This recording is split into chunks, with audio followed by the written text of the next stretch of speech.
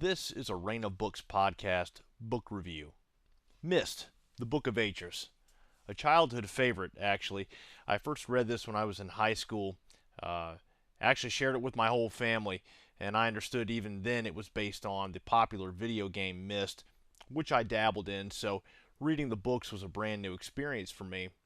And I was highly impressed, except for a few grammatical issues that I found in the book. And I want to say that right up front in this review.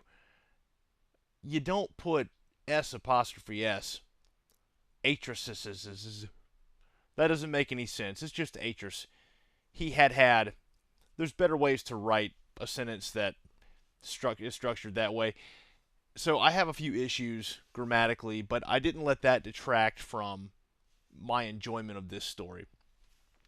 So Myst, the Book of Atrus starts off in a cave in the desert, a place I wish I could have grown up in. What a fantastic little place for Atrus to be. And of course, the story quickly develops from there. If you haven't read the book, I don't want to spoil too many things for you, but Atrus' father arrives, and there's a lot of backstory on that. But he arrives and he takes Atrus to the Denis civilization, which is far under the ground. And there Atrus learns that his heritage is in writing in such a way that can actually build worlds. And there was a lot of debate in my mind, and even on the podcast, the full-blown podcast that I did with my partner on this book. Was this actual creation, or was this special writing style, the Denis, simply tapping into pre-existing possibilities and then bringing those all together? So you have some worlds that are put together perfectly because the book that was written about that world was written perfectly, and you have some that are falling apart. And you might think that they wrote terribly and therefore had terrible creation, or is it simply that they wrote the book in an incorrect way and brought together the different pre-existing possibilities out there in an incorrect way? Therefore, the world fell apart. And that's something we could debate for a long time, but I liked that about the book. And ultimately, I found this book to be a lot more than just an adventure that was based on a great video game series with a lot of beautiful graphics. And I don't know if the authors intended to do this, but what I ended up with at the end of this book was a study in leadership and fatherhood and what it really meant to try to rebuild a civilization. The father, his name is Gin, he got very lost in his mission to rebuild this society that had fallen not but 30 years earlier in the book, and he was going about things in such a wrong way. Everything that he did in the book could have been accomplished by him being nice to his son Atrus, by him being nice to the civilizations that he created, air quotes. But instead, there was a lot of arrogance in Gin's life. There was a lot of wanting to be a god, and ultimately he couldn't own up to his own shortcomings, and maybe the fact that his son was going to exceed him, far exceed him, and he didn't want to be less than his son in talent.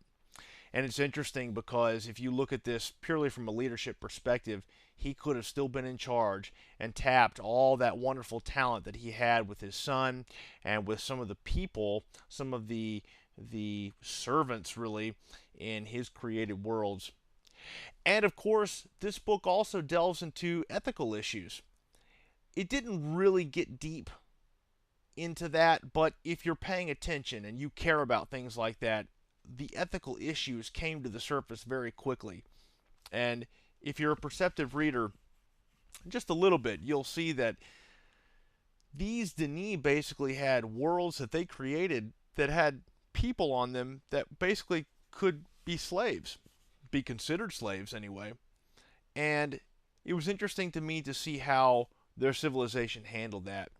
All we get from the Book of Atrus is how Gin decided to handle that, and it was wrong. He handled it incorrectly, and Atrus did not. So, at the end of the book, Atrus comes out on top, and that's all I'm going to say about it. I'd also like to mention the fantastic descriptions that were in the book. I almost said writing, but that's not the case. I just complained about some of the writing. The descriptions are beautiful. The descriptions are inventive. The descriptions are almost like straight from the game. You've got these worlds you can build any way you want. And some of them had waterfalls going up. Some of them were just beautiful worlds with a lot of vegetation and sun, which was a nice escape from the Denis Cavern, which itself was an amazing place. And the writers did a great job describing that place.